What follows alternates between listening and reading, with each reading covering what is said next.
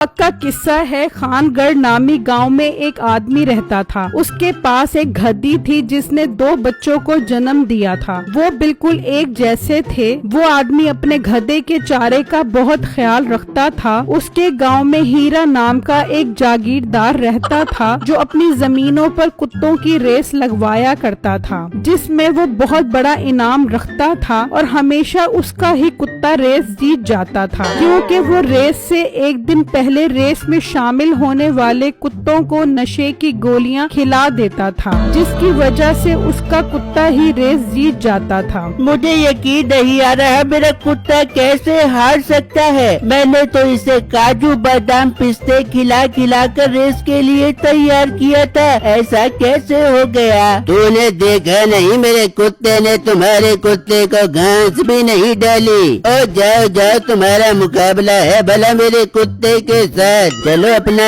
काम करो। वो आदमी हारी हुई रकम जागीरदार को देकर वहाँ से चला जाता है। जागीरदार वापस अपनी जमीन पर आ जाता है। जी मालिक, देखा आपने कैसा कमाल का नशा दिया था मैंने मुख्तियारे के कुत्ते को, कैसे लंगड़ा लंगड़ा के कछुए की चाल चल रहा था। हाँ, मैं देख रहा था, बहुत ही कमाल का नशा दिया था तूने उसके कुत्ते को। बस इस तरह हर रेस में हमने जीतना है। हमें और कोई काम करने की जरूरत भी नहीं पड़ेगी, लाखों रुपए आएंगे। जी जी मालिक, आप ठीक कह रहे हैं। मैं तो कुत्तों को नशा देने में कोई कसर नहीं छोड़ूंगा। मालिक, मेरे पास एक कमाल का आइडिया है। क्यों न हम कुत्तों के साथ साथ गधों की रेसें भी शुरू करें। कुत्तों की रेस से तो लोग बहुत डर गए हैं कि हम जीतते ही नहीं हैं। गधों की रेस में तो लोग बढ़ चढ़ के मुकाबला लगाएंगे। हाँ मीठे, मशवरा तो तेरा मुझे बहुत पसंद आया है। तू गधा खरीद कर आ। हम कुत्तों के साथ साथ गधों की रेस भी शुरू करते हैं। आखिर हमें अपने बिजनेस को बढ़ाना चाहिए। ठीक है मालिक, मैं कल ही गधा खरीद कर आता हूँ। उसी गांव में बिट्टू नाम का लड़का पटाखे बेचा करता था।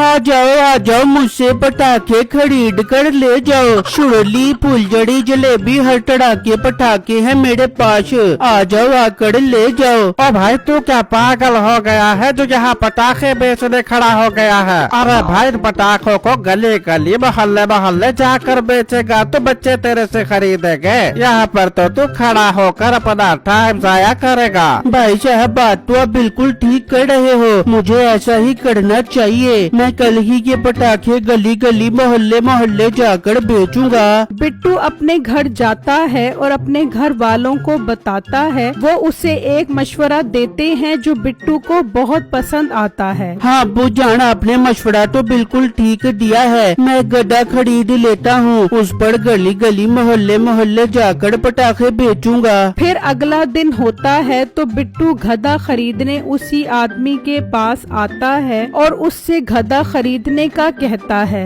बेटा, ये गधा नहीं गधी है और इसकी कीमत 35,000 रूपए है। वैसे भी ये बच्चा देने वाली गधी है, मैं इसे नहीं बेचूंगा। तुम एक काम करो, इसका बच्चा खरीद लो, मैं तुम्हें 10,000 रूपए का दे दूंगा। इसे बड़ा करो और इससे सवारी का काम लेना।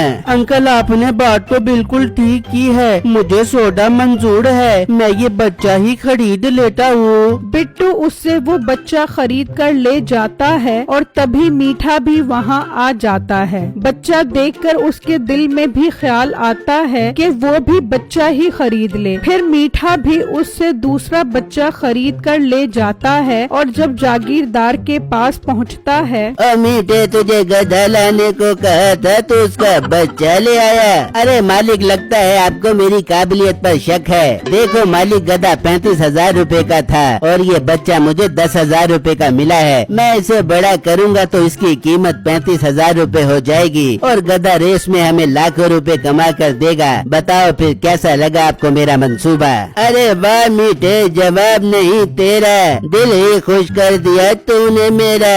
अब ये गधा मेरा नहीं, ये है तेरा।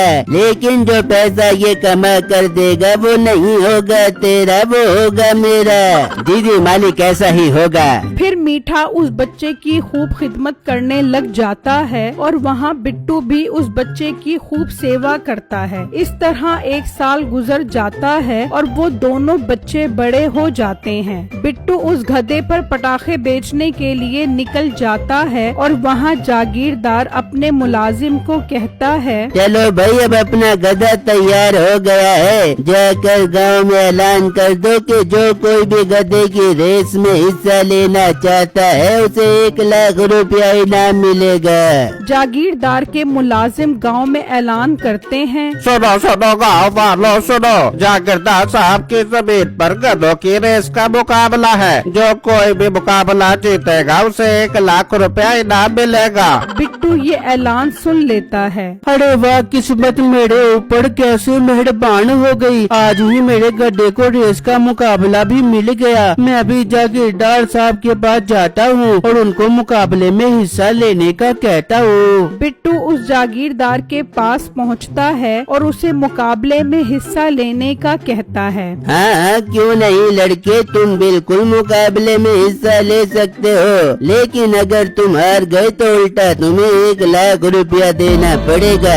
अरे जागीरदार साहब, मेरा गधा कोई आम गधा नहीं है, ये मुकाबला जरूर जीतेगा। फिर ठीक है, हमारा मुकाबला तय हो गया। कल तुम अपना गधा लेकर आ जाना।